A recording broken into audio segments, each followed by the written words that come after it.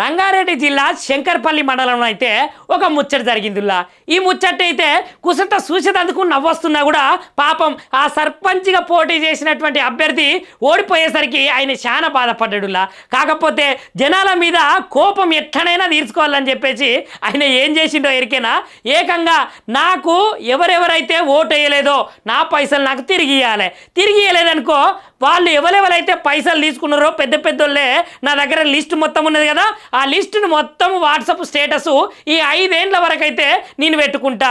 ఇక చూసిన తర్వాత ప్రతి ఒక్కరు పరువు అయితే పోతుంది కాబట్టి మీరు నా పైసలు ఇస్తారా లేకపోతే స్టేటస్ పెట్టాలా అని వినూత్న ప్రయత్నం చేసిండులా అక్కడ ఉన్నటువంటి ఓడిపోయిన అభ్యర్థి.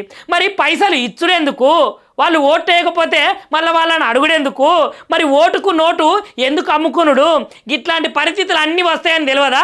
అందుకనే ఈయన వినూత్నంగా నా పైసలు నేను ఎట్లా రాబట్టుకోవాలని ఏకంగా స్టేటసే పెడతా అని చెప్తున్నాడు. చూసిరానులా మరి ఇచ్చంతరం లేదు ఈ ముచ్చట.